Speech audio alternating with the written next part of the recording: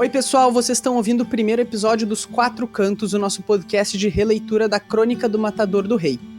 A nossa ideia aqui no podcast é a cada episódio discutir alguns poucos capítulos, e no nosso episódio de hoje, chamado Marco do Percurso, a gente vai discutir o prólogo, além dos capítulos 1, 2 e 3. Eu sou o Arthur Maia, eu sou mestrando em literatura, eu pesquiso fantasia, então tem tudo a ver com o que a gente está fazendo aqui, e conheci a Crônica do Matador do Rei em 2017, então faz mais ou menos 1 ano e meio que eu tô lendo e relendo esses livros, e por isso a ideia de trazer um pouco dessa discussão para dividir com vocês. Eu também escrevo pro geloefogo.com, que é um site dedicado ao George Martin, e assim como eu, também a Rayane, que tá aqui com a gente.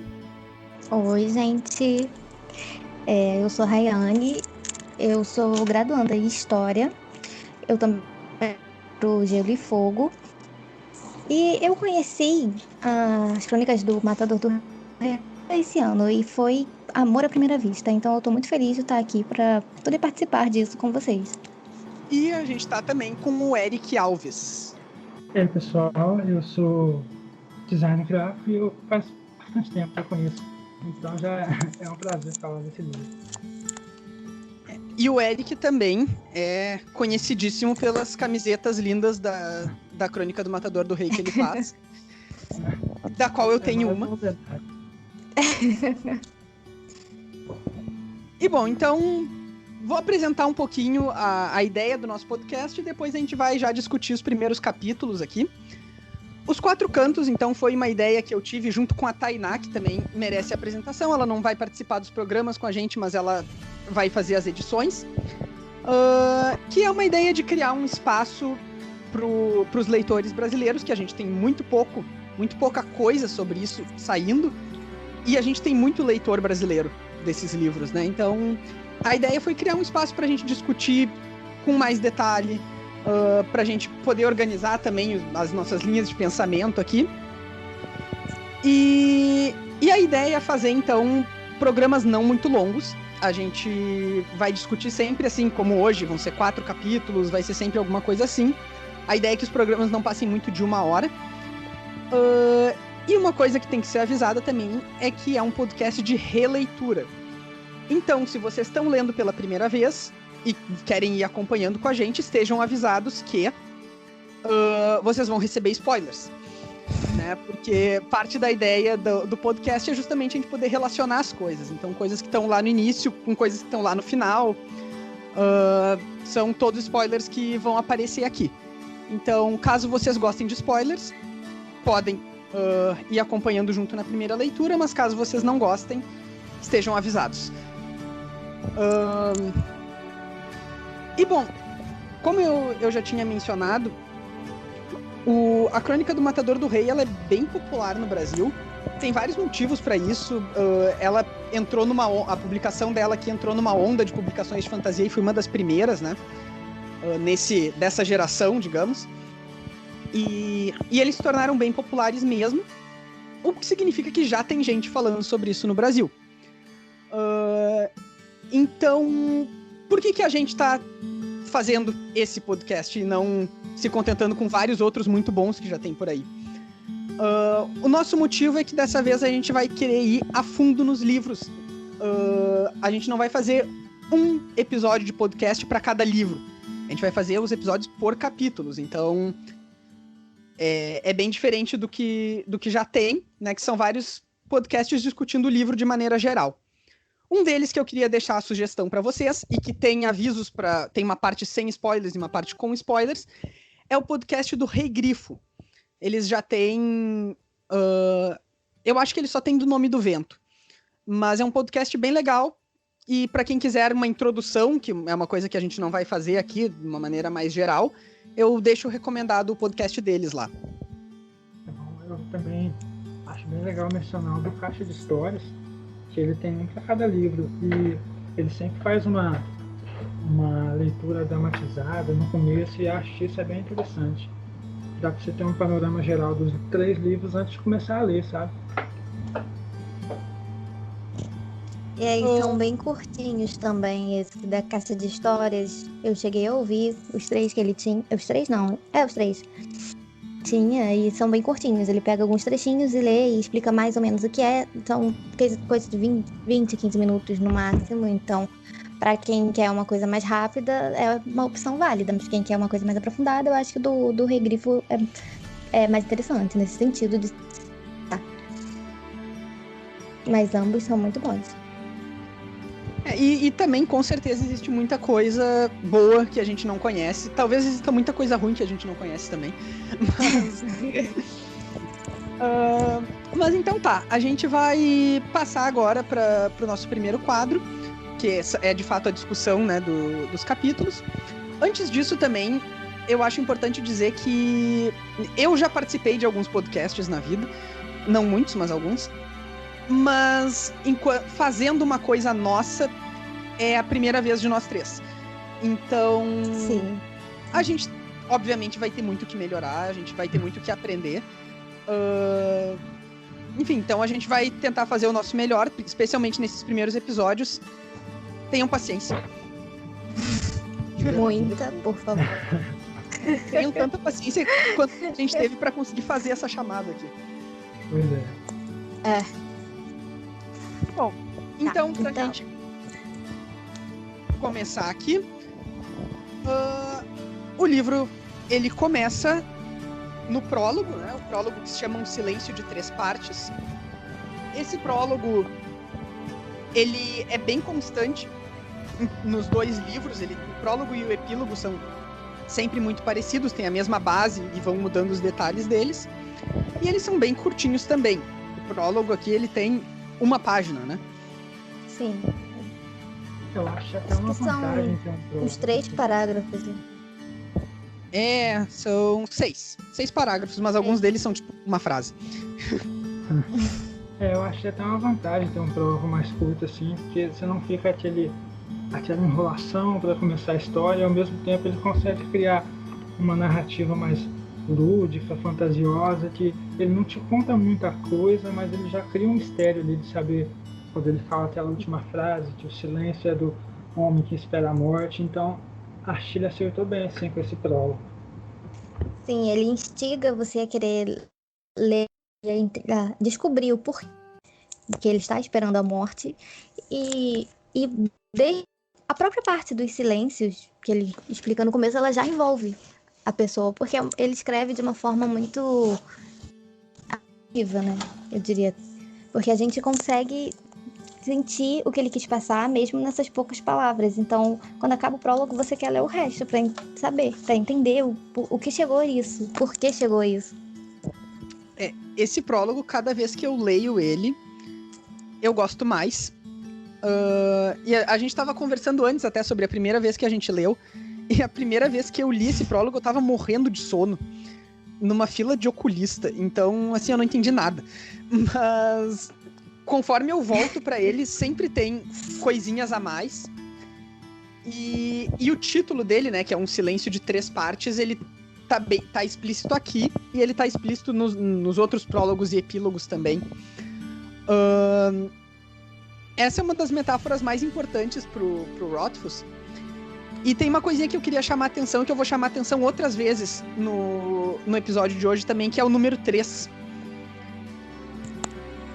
Tem uma quantidade muito grande de coisas que são importantes para a história, que são misteriosas e que estão sempre em 3. E a primeira delas é esse silêncio aqui. Então, eu acho que exatamente, ele usa o número 3, eu gosto bastante disso na literatura dele, que ele usa bastante figura de linguagem. Então, sempre são 3 coisas, 7 coisas, são números já que tem algum significado nesse número. Mesmo que ele não use um significado, não sei se ele não quiser criar e tal, só de ser esse número já cria aquele mistério de tem ou não alguma coisa. Sim, e também algumas vezes, não nesse caso dessas três, porque realmente fica bem evidente as 3 coisas, mas na maioria das vezes ele faz isso de uma forma muito sutil.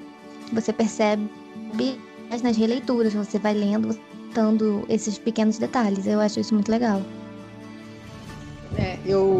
Eu acho essa coisa do 3, assim, foi na segunda leitura que em algum momento eu percebi que tinham muitas 3 coisas lá. Mas os 3 silêncios, então, pra gente dar uma esquematizada neles, talvez até uma discutida. O primeiro dos silêncios, que ele menciona como a parte mais óbvia, né? É uma espécie de silêncio físico, digamos. É o silêncio porque não tem barulho. Né? É o silêncio porque as pessoas estão quietas dentro do marco do percurso. O segundo silêncio é uma espécie de silêncio psicológico, ao meu ver, porque é o silêncio sobre as coisas que preocupam, né? Ele diz lá... os 2 bebiam com serena determinação, evitando discussões sérias ou notícias inquietantes. Com isso, acrescentavam um silêncio pequeno e soturno ao maior e mais oco. Ou seja, o silêncio aqui é aquela coisa que os 2 sabem que eles poderiam estar falando de um assunto sério, mas eles preferem não. Claro, claro. E o terceiro é algo que foi aonde que eu realmente comecei a gostar do livro. É algo que eu vi que ele tem bastante costume de fazer, é usar essa figura de linguagem bem forte. E aí ele não fala direto o que é, e ele começa a enrolar e tentar comparar aquele sentimento com outras coisas. Que ele fala que é o peso da lareira, que é o calor do fogo. E aí você fica tentando entender o que é para poder chegar a uma ideia que ele quer passar. Eu acho que isso é algo que ele consegue fazer muito bem, sabe? É porque é uma noção difícil de explicar. Você pega, silêncio. O que é silêncio? A ausência de barulho? Não, então como você vai explicar isso? Explicar isso 3 vezes, de forma que não fique repetitiva, mas que também você consiga chegar ao que você quer falar. Então isso é o que ele consegue fazer aqui. Pois é. Quando ele explica, ele faz esses paralelos de uma forma que a gente consegue sim, não só entender, mas a gente consegue sentir esse silêncio. Porque geralmente quando a gente lê, a gente silêncio também. Não... Eu, pelo menos, costumo ler em silêncio na maioria das vezes. E isso ajuda. Acho que a gente vai entender, a gente sentir essa parte. O que eu quis dizer mais é que ele usa isso durante todo o livro, não só para explicar essa parte, claro, mas sempre que ele quer passar uma ideia, ele usa bastante da figura de linguagem. Às vezes chega a ser até um pouco desnecessário em algumas partes, mas eu acho que ele faz isso muito bem, fazendo comparações não muito habituais, você está esperando, sabe? Sim, eu acho que o que mais agrega em valor a escrita dele é isso. Ele não se preocupa também em não, vamos supor, em escrever as coisas fáceis pra você ler e você, já entendi. Não. Você lê, depois você relê, você precisa de fato compreender mesmo que só lê e já pula. Acontece às vezes, dependendo do livro que você tá lendo, você lê de forma mais superficial. E nesse você não consegue fazer isso. Você precisa ler de uma forma mais profunda, porque tá mesmo nos detalhes que ele escreve. E o valor da obra dele é essa, a escrita que ele tem. Desses detalhes pequenos, as figuras de linguagem mesmo que você falou, que eu, pessoalmente, eu vejo muita gente reclamando, que fala que enrola muito, que é muito longo, que é desnecessário, mas não é. É porque tem um propósito dentro e é esse, é fazer entrar dentro da história mesmo. Tem uma outra coisa que eu acho particularmente bonita aqui nesse prólogo e que ela só faz sentido quando tu já conhece, né? Mas ele fala aqui, quando ele vai falar do terceiro silêncio, ele começa dizendo que... Cadê? Poxa, eu perdi. Mas, enfim, ele diz... Aqui, achei. É no primeiro silêncio, na verdade, perdão. Se houvesse música, mas não, é claro que não havia música. E bom, pro leitor que acabou de abrir o livro, não é claro, né? Porque tu não sabe qual é a relação do Wolf com a música e como é que... E o porquê que é horrível o fato daquele silêncio em específico, de não ter música, de não ter... De ele não estar podendo ser músico, né? E quando tu tá relendo, tu percebe que, bom, então é mais uma coisa que demonstra que alguma coisa muito grave aconteceu. Eu acho até algo que toca bastante em algo que a gente não falou direito, que é a sinopse do livro, né? Que, na verdade, é a história de um músico, né? De um bardo, que já chega um diferencial da literatura fantástica que você está acostumado, que é guerreiro, feitiçaria, espada e tal, que ele vai contar a história essencialmente de um músico, por mais que ele seja guerreiro e tudo mais, se torne um herói, no começo ele é um músico. Sim. E essa também o fato do leitor inicialmente não saber, numa releitura você sente mais, você entende mais também o peso desse silêncio, que eu digo assim, né, dentro desse contexto da explicação. Quanto mais tu conhece o Kvof do passado, mais tu entende o quão silêncio. horrível é o que aconteceu pro presente estar desse jeito. Sim, e no final, no terceiro silêncio, fala que o maior silêncio é o dele. Então, é um personagem que a gente acaba conhecendo no decorrer do livro, é uma coisa pesada até, quando você para pra pensar. Uma pessoa comunicativa, uma pessoa que gostava de música, de contato. Então, isso, conforme a gente vai lendo, eu acho que faz a gente gostar mais ainda desse começo. Bom, virando a página, então, né, a gente vai agora pro capítulo 1, o capítulo que se chama Um Lugar para Demônios.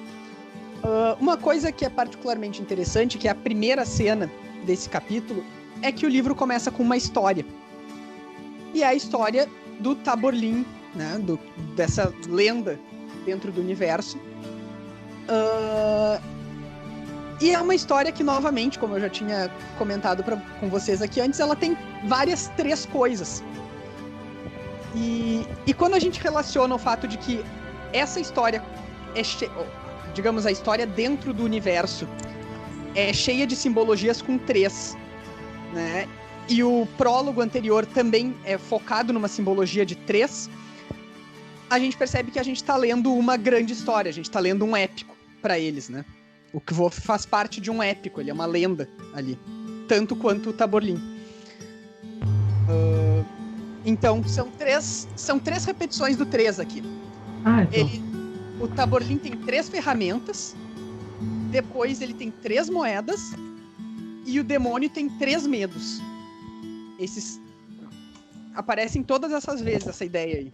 Esse uso dos 3, que ele sempre fica repetindo, eu acho bem legal, que ele começa a criar uma mítica para a história, para você saber o que significa esses 3.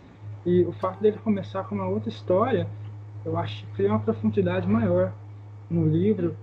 E acaba que você vê que não é só mesmo um mundo de fantasia, que tem uma cultura ali. Eles contam histórias como as pessoas costumavam a contar. E eu acho que você começa a querer descobrir qual é o fim dessa história. Ele não chega direito no fim e tal.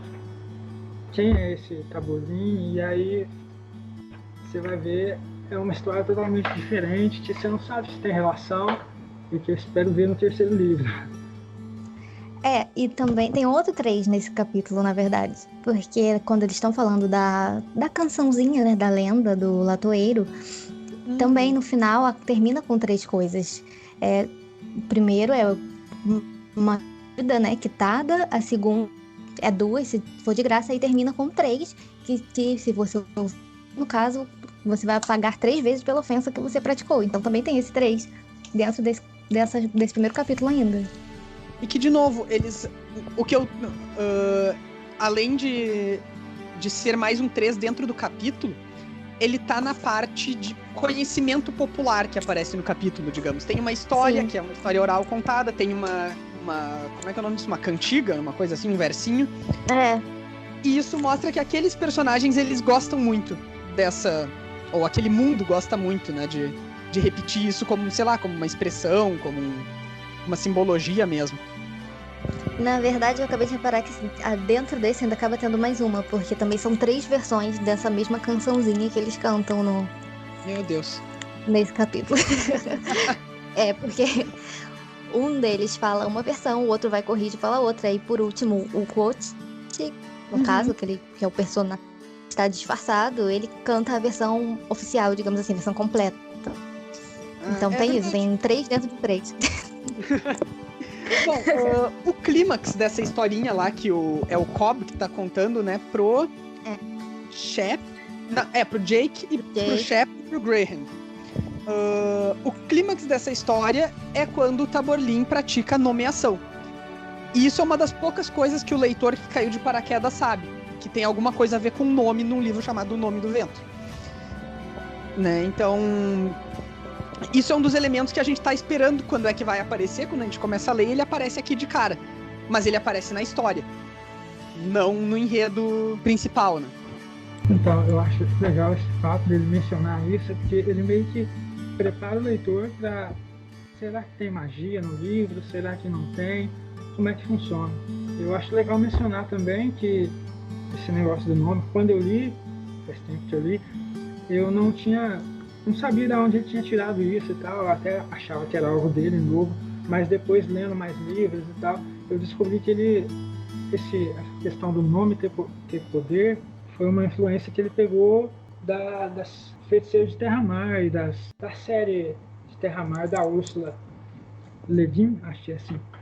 Uhum. E ela começa com essa história, há muito tempo atrás e tal, de que os nomes realmente têm poder, não os nomes comuns e tal, mas o nome verdadeiro das coisas, que seria como se fosse uma palavra mágica, né? Resumindo bem porcamente.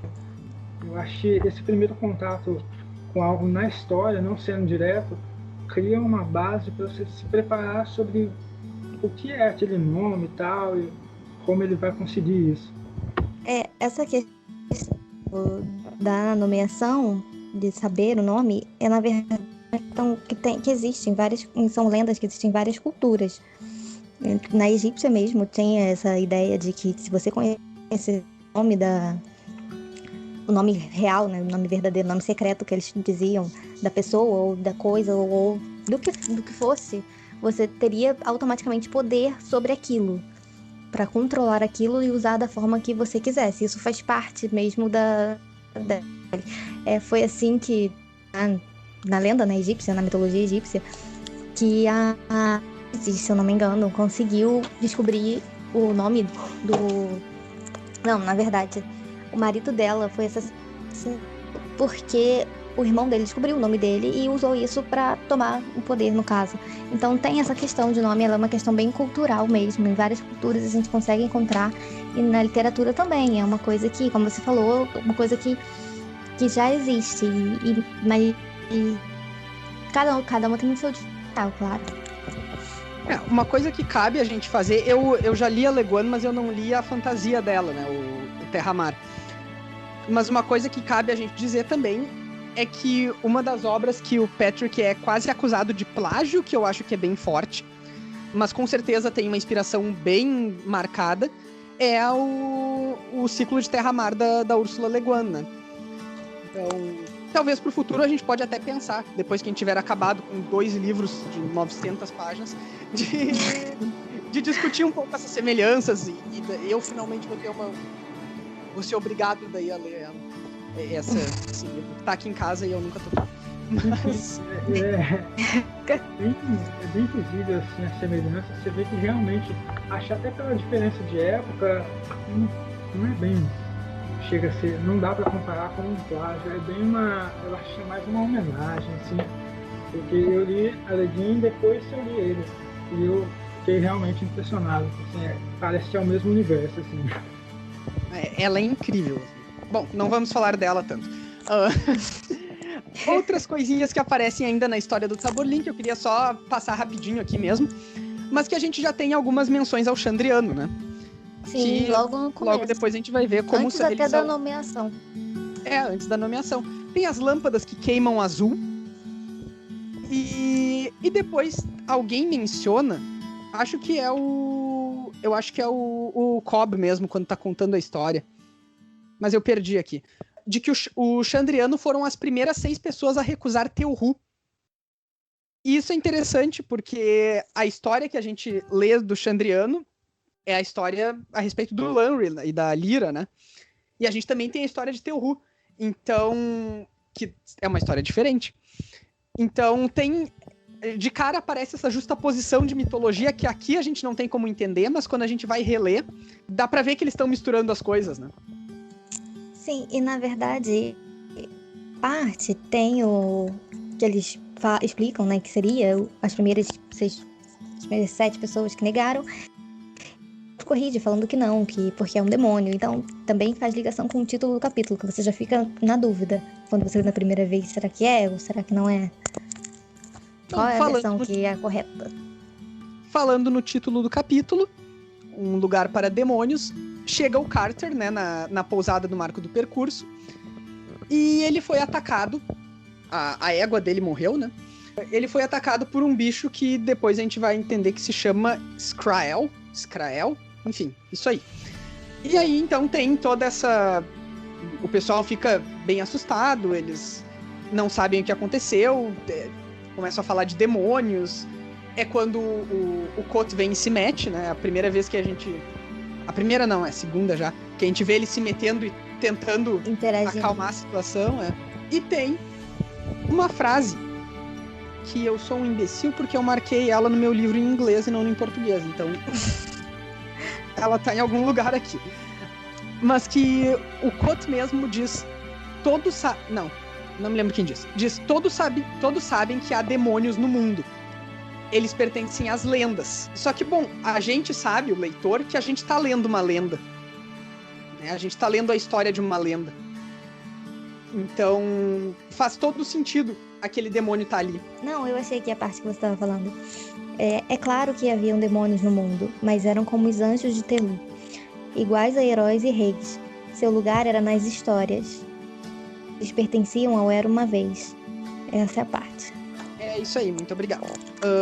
Então, é isso, né? Eles pertenciam ao Era Uma Vez. Só que a gente tá lendo um Era Uma Vez. O Cobb, o Jake, esse pessoal só não sabem disso. Na verdade, eu acho que nessa parte até o leitor não sabe direito que ele vai ler uma lenda sobre uma lenda. Porque é algo que uma das críticas que eu tenho é quanto à sinopse do livro. Eu acho bem confuso e não faz jus ao livro. Pelo menos a sinopse da edição brasileira. Essa sinopse aqui, a primeira frase é horrorosa. Ninguém sabe ao certo quem é o herói ou o vilão desse fascinante universo. Exatamente. É tipo, então, não, a gente sabe sim. Exatamente. E acho que nessa parte você ainda não sabe direito como vai seguir essa história, como ele vai ficar tão lendário assim. Você tem indicações a isso quanto, por exemplo, o texto da orelha, que tem o nome dele, não o nome dele como hospedeiro. Mas fora isso, até aqui ele ainda só é um hospedeiro que parece saber mais do que um hospedeiro normal. E eu acho legal que quando aparece esse Skrael, essa criatura, ela te abre a possibilidade de que o livro vai ter realmente criaturas fantásticas, porque sempre quando eu estou começando a ler uma história, eu fico me perguntando, será que vai ter, como vai ser a fantasia e tal.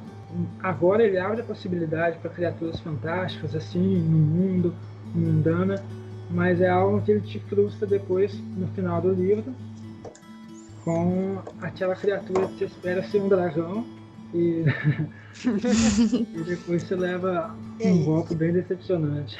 Na verdade, que eu ia falar mesmo do personagem do Kot, porque a gente sabe que ele vai ser importante, porque logo a gente já termina daquele jeito, naquela, né, no mistério e tudo mais. Só que eu cheguei a ler esses primeiros capítulos, eu acho que muitas vezes, porque eu começava a ler o livro e não terminava, e começava e não terminava, então eu sempre voltava nessa parte.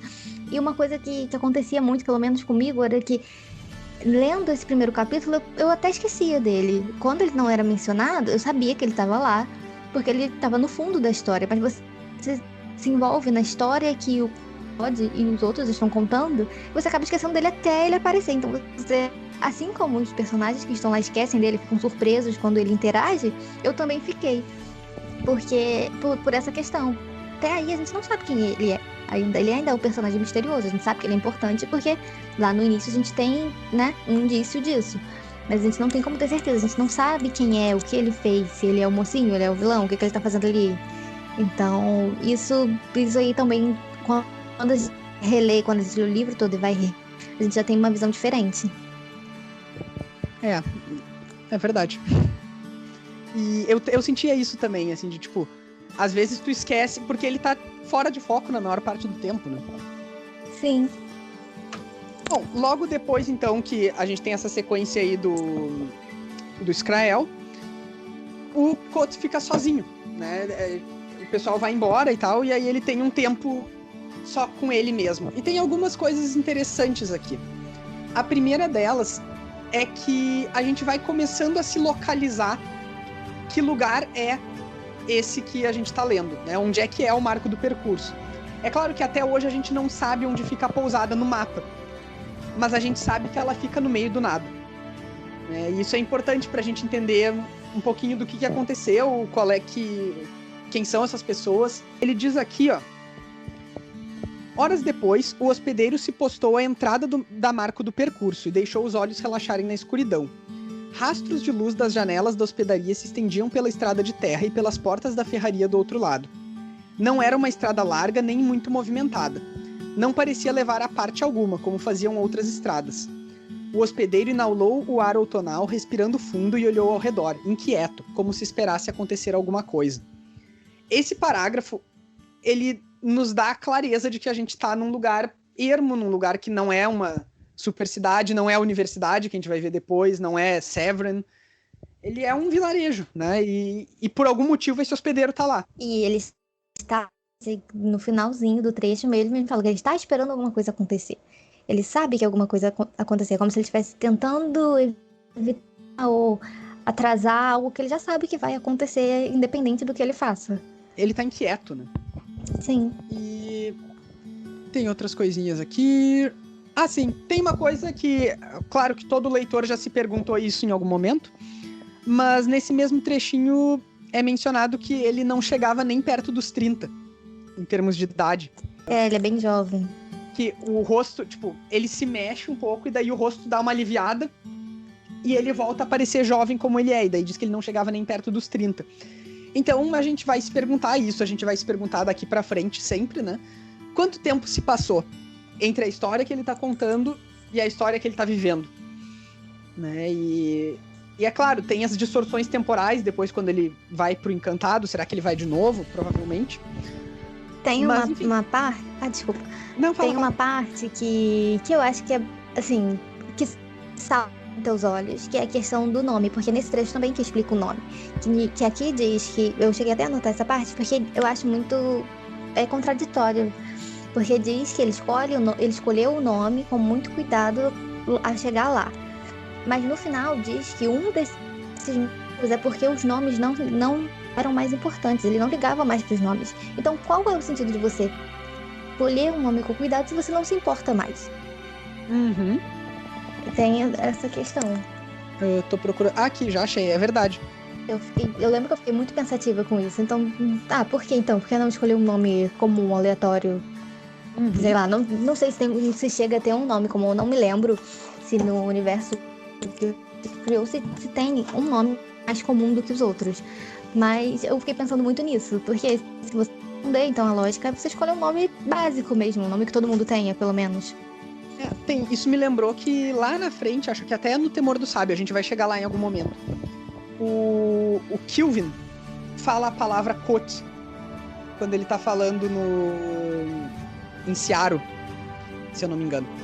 E Koth significa desastre, né? Então, bom, a gente vai discutir isso mais pra frente, né? Mas de qualquer maneira tem aqui ele escolheu com cuidado o nome desastre. Sim. Bom, então agora faz mais sentido, porque se não é mais importante pra ele, faz sentido que ele espere desastre mesmo. Uhum. Eric, alguma coisa desse trecho aí? Bem, acho que a gente acabou falando tudo que tem pra falar. Eu acho esse começo bem carregado, bem devagar e tal, até ele engajar na história, mas eu acho que acaba que foi necessário, porque você tem um panorama de como ele vai se tornar para comparar com a história que ele vai começar a contar. Eu acho que isso cria um mistério maior. E o próximo capítulo é algo bem legal, que aí ele começa a apresentar outro personagem e quebra essa lentidão que ele consegue criar. Eu acho que ele consegue quebrar os capítulos em lugares bastante precisos, assim, para não deixar você dormir lendo.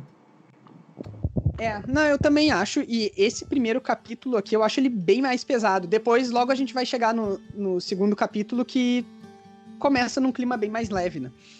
Mas antes disso, tem mais um personagem... Bem. Fala, Rayane, desculpa. Não, eu ia falar que no próximo capítulo também ele começa a interagir com outros personagens de forma mais... não sei, ele começa de fato a aparecer na história. Antes ele não estava aparecendo, ele estava como um personagem de fundo, como a gente falou. E depois, no próximo, sim, ele começa a ter falas, aí tem diálogos, e você já sente a história andando mais. Mas olha só, ainda tem nesse aqui, porque tem mais um pouquinho de páginas nesse capítulo, e aparece um outro personagem super importante, super misterioso, e também super carismático, Sim. que é o Bast. O Bast, aparentemente, a gente também não entende muito bem como é que eles chegaram nesse ponto, a gente não sabe como eles se conheceram, qual é o acordo que eles têm, mas o Bast, ele tem uma relação de aluno-professor com o Koth, né? E a primeira cena dele aqui são eles discutindo quais são as coisas que o Bast aprendeu, se ele tá lendo, e o Bast aparentemente é bem displicente, ele é bem... Enfim, ele não é um aluno muito aplicado na leitura. Ele prefere namorar. Ele prefere namorar. Mas enfim, eles têm um diálogo que é excelente. Os diálogos deles dois são sempre muito bons, né? E tem uma pequena expressão aqui que eu estou procurando, que eu anotei pra falar dela, mas eu não anotei. Aqui, achei. Na página 21 da edição brasileira. O Koth fala, ele vai falando em várias línguas, que em português foi traduzido pra vá de retro Satanás. Mas, se eu não me engano, em inglês é back off demon, que é tipo, sai daqui, demônio. Né? E ele vai falando essa mesma frase em várias línguas. Numa delas ele fala terrus antausa erra, e na seguinte ele fala aroi te dena leian. Então, aqui pela primeira vez aparece a palavra Dena, não o nome Dena. É alguma coisa a ver com sai daqui, demônio. É alguma das palavras que tá lá. É verdade, eu tinha reparado essa questão do nome também aparecer. Não o nome, né? A palavra. E faz a gente pensar o que exatamente significa então o nome puro. Eu espero que as pessoas que nos ouvirem depois não venham dizer que Dena significa demônio, senão elas vão estar bloqueadas. Sim. Não foi isso que a gente disse. Não, eu nunca diria isso. Bom, e aí no finalzinho de novo aparece mais um dos super objetos misteriosos que foi selado 3 vezes, que é o baú do Koth. Esse baú é algo que vai aparecer bastante, que sinceramente tá demorando bastante para ele revelar o que ele tem dentro.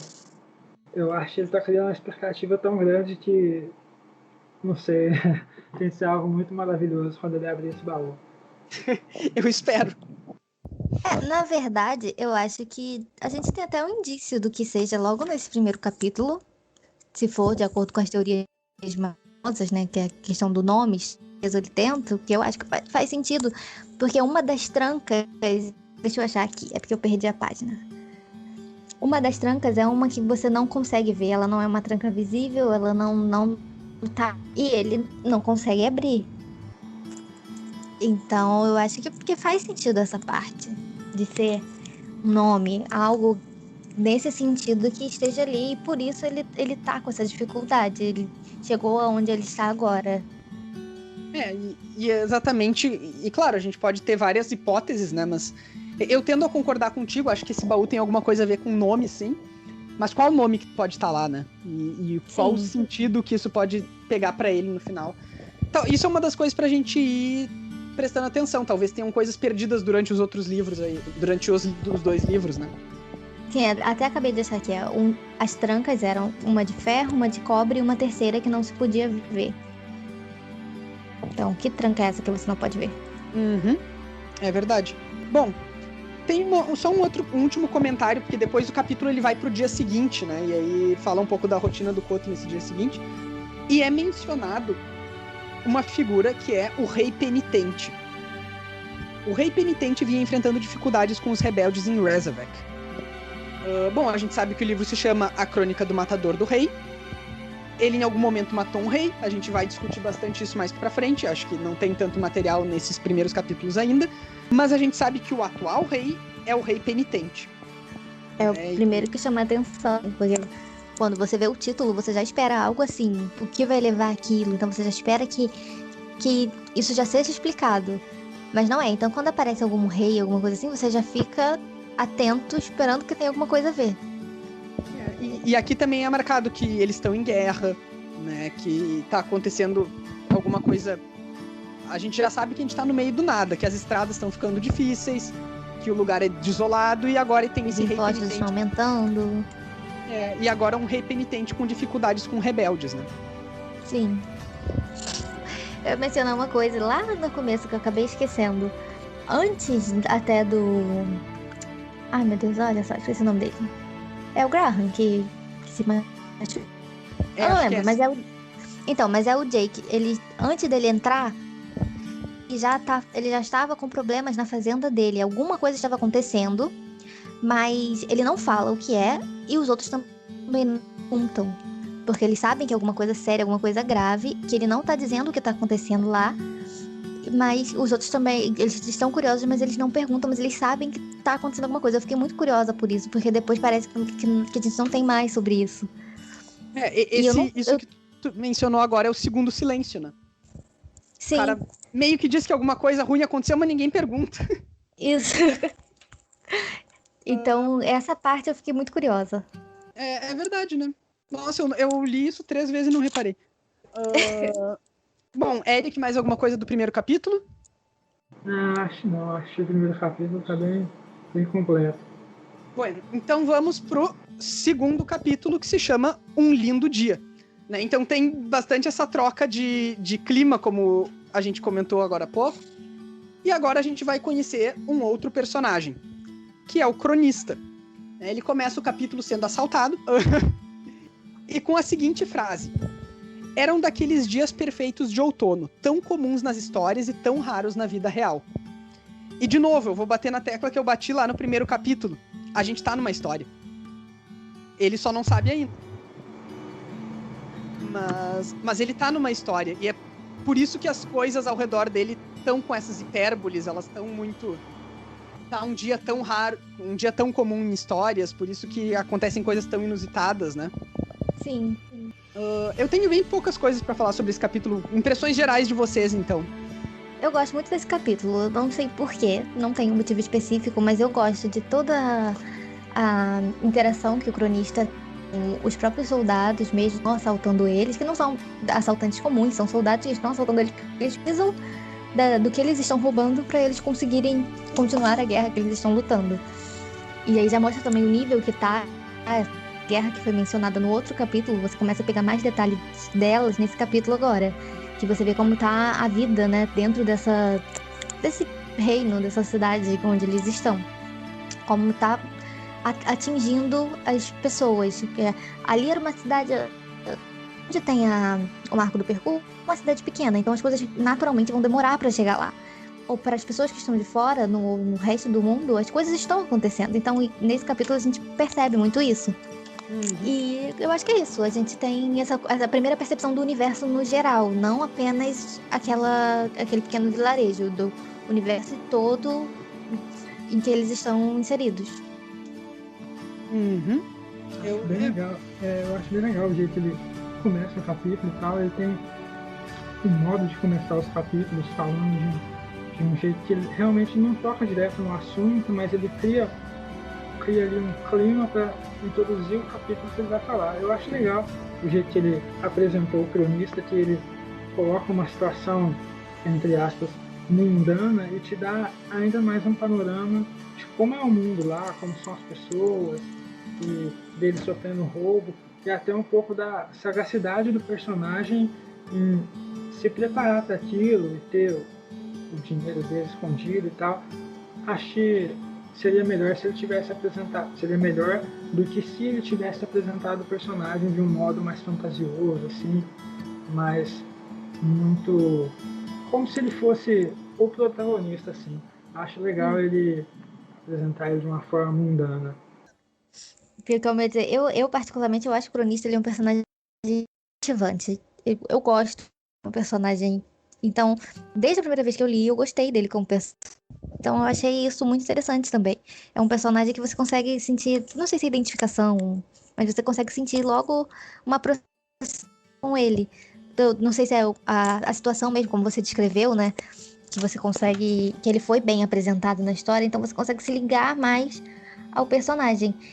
E ele termina esse capítulo do mesmo jeito que começou. Ele achou um dia lindo, continuou achando o dia lindo. Não aconteceu com ele, foi uma coisa que aconteceu, ele estava preparado para aquilo, seguiu em frente quando acabou. Acho isso muito legal. Uma pequena observação que o Eric falou, que ele estava preparado com o dinheiro escondido. Não sei se vocês repararam, mas novamente ele tinha 3 esconderijos pro dinheiro. Sim. Eu não tinha reparado, mas agora que você falou é verdade. Bom, então vamos pro último capítulo que a gente vai discutir hoje, que é o 3º capítulo, chamado Madeira e Palavra. Esse capítulo ele começa com o Graham trazendo uma encomenda pro Koth. Né? E essa encomenda é a espada. É o suporte para a espada. É o suporte, perdão. Isso mesmo. E aqui tem uma frasezinha em algum lugar que eu perdi, que ela menciona como as cores do Koth se apagaram. E isso é durante o diálogo dele com o Graham. Tá, eu achei aqui. Os gestos do hospedeiro não eram tão extravagantes. A voz não estava tão grave, nem os olhos luminosos como um mês antes. A cor parecia opaca. Estavam menos cor de espuma do mar, menos verde grama do que tinham sido. Agora lembravam o musgo do fundo de uma garrafa de vidro verde. E o cabelo, que costumava brilhar com a cor da chama, parecia agora vermelho. Apenas cor de cabelo vermelho, na verdade. Então, mais uma vez, eles estão marcando como o Koth ele tá desconfigurado, ele tá mais... Não é mais fraco no sentido de, sei lá, de poder, mas mais fraco no sentido de personalidade, né? Ele tá cabisbaixo. Comum. Comum. Quando a gente conhece ele, como a gente mencionou antes, é um choque. Sim. Acho legal essa forma de apresentar ele, descrever ele. Como eu falei, ele usa bastante figura de linguagem e tal, comparando o cabelo dele, a cor dele com outras coisas. Acho que ele consegue fazer isso melhor em primeira pessoa, mais pra frente, mas agora ele usa muito bem isso. E nessa situação ele consegue aprofundar bastante a história, porque ele diz as coisas em meias palavras. Por exemplo, quando ele vai pendurar a espada e tal, e aí o Bast pergunta se é uma boa ideia, e aí ele fala que as melhores ideias dele ele teve quando ele agiu sem pensar. Você fica pensando que ideias ruins ele teve e por que não seria legal mostrar aquela espada. Ele vai aumentando o mistério do passado dele. Acho isso bem legal. E também eu tinha marcado também essa hora que ele fala que ele acha que ele age melhor quando ele não pensa, né? Que ele tem melhores ideias quando ele não pensa demais. E isso é muito o Kvof jovem. Isso mesmo, a mesma fala dele faz sentido com o nome da espada, que é insensatez, né? Então, é uma coisa que você faz no todo momento, você não tá pensando no que fazer. E isso é uma coisa que mais pra frente a gente sente muito, até mesmo dentro da narrativa, na questão da nomeação e tudo mais. Bom, logo depois chegam, né? Afinal, a marca do percurso é uma hospedaria, né? Como é que é o nome daquilo? É hospedaria. Hospedaria, isso aí. Chegam pessoas para se hospedar lá, né? E são viajantes. E um desses viajantes reconhece ele. E a gente não, porque a gente não sabe quem ele é até então. E é aqui que a gente descobre, né? Porque o cara diz, eu te conheço, tu é o Kvof, e eu vi o lugar em Imri onde você o matou. Ou seja, é alguém que conhece ele, a gente que já tá relendo sabe que conhece ele do período dele na universidade, né? Sim. E que provavelmente é daquela situação no Temor do Sábio, acho que é no Temor do Sábio, onde o Ambrose manda bandidos, no Temor do Sábio, sim, manda uns bandidos seguir ele e matar ele. Então, engraçado que ele faz essa referência, mas ele também não deixa muito claro aí pra pessoa que tá lendo a primeira vez. Por exemplo, quando eu li a primeira vez, eu achei que ele tava falando de o Heth ele matou o tal rei, que ainda não fala. E aí você fica naquela dúvida de quem que ele matou e tal, e aí quando ele chega em Nîmes e vai pra universidade, eu fico esperando esse momento, e acaba que ele vai só aumentando o mistério e vai enrolando pra te contar as coisas. De fato. E aqui, na verdade, quando a gente lê o cara perguntando se ele é o Kvof, a gente não sabe, né? Não, porque aqui também, nessa parte, quando o cara reconhece ele, a gente também tem o primeiro indício. O indício que eu digo assim, né? Fora a sinopse, da ligação dele com a música. Porque ele menciona ter escutado ele cantar também, que foi quando ele teve certeza que ele era ele, por ter escutado a voz. Aham. Então, eu acho que é a primeira menção que a gente tem a essa parte. Também é importante no narrativo. Ela faz E uma sentido outra com o que tá dito lá no prólogo, né? Sim, e uma outra coisa é que, voltando naquela questão da aparência dele estar mais fraco e tudo mais, quando ele pegar a espada também, a mão dele treme, ele não consegue. Então isso também é um outro indício além da aparência, que tá diferente, de como ele está mais fraco também. E aí, como eu tava dizendo aqui, até aqui a gente não sabia, né, se o cara que tava acusando ele de ser o tal Kvof tava falando a verdade. E ele se faz de louco lá e tal, e daí depois ele vai até o Bast e diz pro Bast apagar o cara. Então, porque o cara sabe. E isso me pegou de surpresa todas as vezes que eu li, porque por mais que eu já soubesse o que ia acontecer, eu acho muito engraçado. Você vê essa necessidade dele de proteger essa identidade, né? E aí, é claro, você sabe que ele matou o rei e tal, mas sempre parece que tem algo a mais ali. Você precisa tentar entender por que ele precisa tanto se esconder, além de matar o rei. E eu acho muito engraçado porque o cara que reconhece ele é um pobre coitado, né? Exatamente. E Acaba aí ele que chega lá e tipo, faz apagar o cara. não tinha tanto motivo assim para ele se esconder, né? E aí você fica tentando descobrir por quê. E aumenta o mistério, porque esse cara já menciona que ele viu o lugar onde ele matou alguém, que nessa altura, quando a gente lê pela primeira vez, a gente não sabe, como você falou, a gente imagina o rei, né? E então, a gente pensa isso, o que dá a entender é isso. Então, você pensa assim, ele é perigoso, alguma coisa ele fez. Mas o quê? Como ele fez? Como aconteceu? Logo depois, então, dessa situação, o Koto se recolhe, né? Ele vai pro quarto dele. E aí tem mais um dos momentos que eu acho que nesse início de livro são meus momentos favoritos, que é quando ele fica sozinho. Porque a narrativa, ela entra bastante no sentimento dele, né? E aí, de novo, ele fala mais um pouco sobre... Koto não parecia perceptivelmente mudado em nenhum sentido, exceto talvez por ter andado um pouco mais devagar e pelo fato de a centelha acendida em seus olhos, pela atividade da noite estar mais apagada. Então a gente vê como ele tá low profile, né? Ele tá, enfim, quietinho e discreto. E é assim que ele fica lá no quarto dele. E nessa mesma passagem, ele vai dormir e aí diz o seguinte: a luz vermelha desenhou linhas finas em seu corpo, nas costas e nos braços. Todas as cicatrizes eram lisas e prateadas, riscando-o como raios, feito marcas de suave recordação. O clarão da chama as revelou brevemente, feridas antigas e novas. Todas as cicatrizes eram lisas e prateadas, menos uma. E isso me deixou pensando bastante, qual é essa menos uma, né? Porque a gente já conhece várias cicatrizes dele, né? Especialmente as que ele levou na universidade e tal, e provavelmente em Ademre depois lá também. Algumas provavelmente recentes, porque como menciona, são velhas e novas. Então, vão acontecer antes dessa diferente também teve. O que mais acaba que me chamou mais atenção nessa parte é essa, entre aspas, mania que ele tem narrativa de contar as coisas meio que ao contrário. Ele fala que todas são feridas antigas e novas e tal, e ele descreve, e aí no final ele fala, menos uma.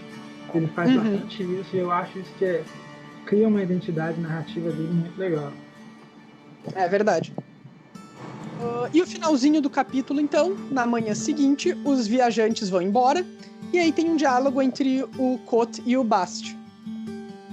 Depois, o Koth vai no ferreiro, né, no Caleb, e isso ajuda ele a manter o disfarce, porque ele vai lá e pede ferro, né, ele pede... É ferro? É, né? Porque é uma das coisas que os demônios têm medo, e todo mundo que tava lá na hospedaria no dia anterior tava com medo do demônio. Aí, quando o Koto chega lá, ele pede uma boa e velha barra de ferro. Aí, o Caleb até ri da cara dele e dá, tipo... pra tu não ficar com medo também, que nem, né, o resto do pessoal. Exatamente. E aí, falando no final do capítulo, eu acho que ele acaba de um jeito bastante... te deixa intrigado, porque antes ele descreve o hospedeiro arrumando as coisas e tal, de um jeito mecânico e metódico, e aí agora nesse final de capítulo ele faz ao contrário, ele fala que ele não fez nada disso, que ele fechou mais cedo, que ele não realizou as tarefas e tal. E aí faz você pensar o motivo dele fechar mais cedo e tal, e já cria um gancho pro próximo capítulo, que aí ele fecha maravilhosamente bem. E o Koto no final, eu interpretei um pouco disso também, como não só porque a gente sabe o que ele vai fazer nos próximos capítulos, né?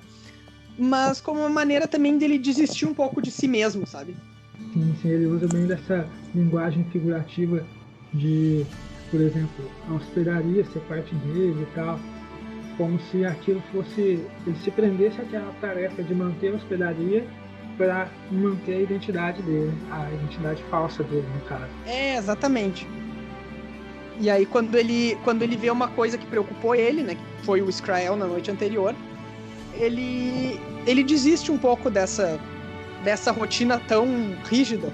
Tem uma frasezinha logo antes também, que, tipo, bem logo antes, assim, a última frase da marcação anterior, que ele fala pro Caleb, que o outono é a época. No outono tudo se cansa e fica pronto para morrer.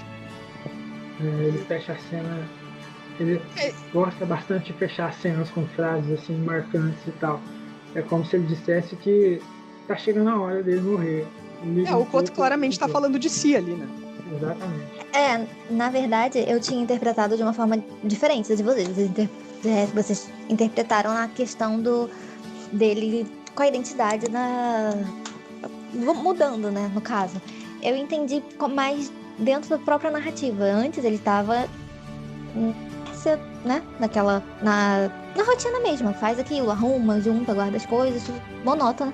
Mas agora chegou a hora de fazer as coisas. E quando eu li esse final, eu entendi que realmente era isso, que é um pouco de que agora vai começar, entendeu? É o começo da história.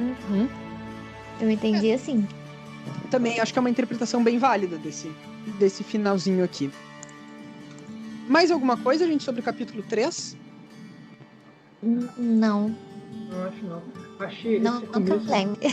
exatamente. Acho que esse começo é bem lento e acaba que, como você não sabe muita coisa, você tá tentando descobrir quem é a história, quem é quem ali, e aí ele tenta não dar muita informação, você também não ficar sobrecarregado, mas aí, por outro lado, acaba ficando um pouco cansativo porque a história não anda direito.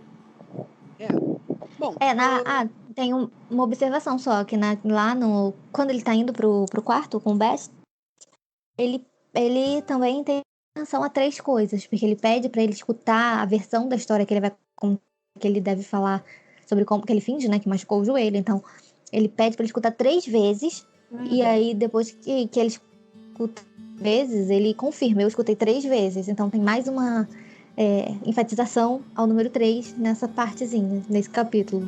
E que de novo nos remete às primeiras aparições lá da repetição do 3, que é a sabedoria popular. Primeiro tá numa história, depois tá numa cantiga, depois tá num ditado que aparece várias vezes no livro também, esse escute 3 vezes, né? Ele faz isso e ele acaba criando uma cultura do lugar, entendeu? É como se fosse parte do folclore das pessoas, do costume das pessoas. Eu acho que isso cria uma profundidade para a história bem maior. Às vezes não é o caso, mas pode até não ter um significado muito claro, pode ser só uma mania de fala das pessoas ali, mas fazendo isso, tendo significado ou não, ele cria uma profundidade para a história. A gente sente as coisas com uma determinada intensidade quando tu tem a mesma figura aparecendo várias vezes, né? Bom, gente, então eu acho que os nossos comentários de capítulos são isso. Vamos só fazer agora o nosso encerramento com qual foi a frase desses... Porque a gente sabe, a gente falou várias vezes que a escrita do Patrick Rothfuss, ela é muito marcante, especialmente porque ele tem frases muito bonitas, né? Então a gente vai fazer isso nos episódios, no final, para que a gente escolha qual é a nossa frase favorita dos capítulos que a gente leu. Posso começar com a minha? Na verdade, eu tô procurando a minha, porque ela sumiu da página. Eu fui descer pra procurar o trecho e agora eu não tô achando. Bom, a minha, eu acho que é uma frase que só eu gosto. Especialmente, tipo, não é que tenha nada de errado com ela, mas eu acho que ela só me tocou, pessoalmente. Que é na página 17, é no primeiro capítulo ainda. Aquele trecho que a gente mencionou que o marco do percurso está se localizando meio no meio do nada. Ele diz lá que não era uma estrada larga nem muito movimentada. Não parecia levar a parte alguma, como faziam outras estradas. Eu gosto pessoalmente disso porque isso vai me remeter a um capítulo que eu amo do segundo livro, que se chama A Estrada para Tinui. Né, que é a estrada... Como é que era? Tinui é o contrário disso, é a estrada que leva a todos os lugares, uma coisa assim. Eu preciso voltar para isso aí, eu devia ter feito isso para essa vez, mas eu me esqueci. Mas, enfim, o que ele tá... Enquanto Tinui é um lugar lendário, central, importante, bonito, mágico, aqui não é uma estrada que leva a todos os lugares, é uma estrada que não leva a lugar nenhum, né? Então ele marca muito bem a ambientação para mim. Rayane, te achou aí? Não, eu tô procurando aqui, porque eu sei como ela... Eu não tô encontrando ela no livro, só um minutinho. Pode ir falando, Eric, se quiser. Então, é difícil escolher uma frase só. Eu gosto bastante das figuras de linguagem que ele usa, então acaba que todo o parágrafo dele é um pouco meio poético e tal, então dá para você tirar alguma coisa dali. Mas eu, basicamente, gosto bastante do prólogo. O prólogo, basicamente, ele inteiro. Talvez o final dele, quando ele fala do terceiro silêncio e de quem era o terceiro silêncio, que ele descreve e acaba o prólogo magistralmente, assim. Muito bom isso, né? Exatamente, quando ele fala que era profundo e amplo, como o fim do outono, que aí no final do terceiro capítulo ele vai lá relacionar com o outono, que as coisas estão prontas para morrer. Você só percebe isso lendo mais uma vez. Uhum. Acho legal essa ligação que ele faz. E... Rayane? Tá. Eu não encontrei a minha aqui. É uma frase que é o Cobb que diz. E na verdade isso dela, porque ela sintetiza tudo. A gente até chegou a mencionar um pouco sobre o que eu ia falar sobre ela antes. Ela sintetiza todo o enredo do livro pra mim. Que ele diz, eu não me lembro exatamente, mas ele diz que você faz as coisas sem pensar. E no fazer sem pensar é o que as coisas funcionam. Você não... eu queria muito achar ela aqui, gente. Eu não sei porque eu perdi essa página. É no primeiro capítulo mesmo. É na sequência da espada, não é? Deixa eu ver aqui. Não é na sequência da espada, é antes. É logo no início mesmo da história. E eu acho que essa pequena frase, ela é muito pequenininha mesmo. Eles estão no meio de um diálogo comum e ele acaba soltando essa frase. E eu acho que ela sintetiza bem todo o enredo da história, porque é isso que acontece. Quando você pensa, muitas das vezes você acaba não fazendo alguma coisa. E quando você não pensa, você age, E pode dar certo ou não, mas pelo menos tá agindo. Provavelmente não vai. Sim. Bom, então tá, gente. Cumprimos aqui os nossos capítulos. Muito obrigado para quem aguentou a ver até o final. Espero que vocês tenham gostado. Espero que ouçam os próximos. O nosso próximo episódio, ele deve sair 2 semanas depois desse, tá? Então, a gente vai tentar manter essa periodicidade de 2 semanas. E no próximo, a gente vai discutir os capítulos 4, 5, 6 e 7. A gente vai parar logo antes do Cote começar a contar a sua história. Então, todo esse restinho de introdução vai ser no próximo. E se vocês quiserem comentar alguma coisa, se vocês quiserem fazer perguntas, fazer sugestões, enfim, reclamar ou elogiar, o que quiserem, vocês podem se comunicar com a gente e a Rayane vai dar os endereços aí. Então, nós estamos no Facebook, vocês podem encontrar a página Os Quatro Cantos, exato nome, pode procurar lá, nós vamos estar lá. No Twitter também, com Os Quatro Cantos, os cantos, @os_cantos. Se vocês quiserem procurar pelo usuário.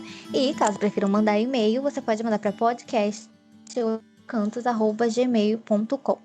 Nós vamos responder nos 3. Então, para quem tiver alguma dúvida, ou alguma dica, ou algo a acrescentar, ou algum comentário que seja, sintam-se livres para entrar em contato conosco. A não ser que se falar mal da Dena, eu deleto o comentário. Então tá, gente, muito obrigado. A gente se vê em breve, então. Valeu. Obrigada pela atenção, gente. Até a próxima.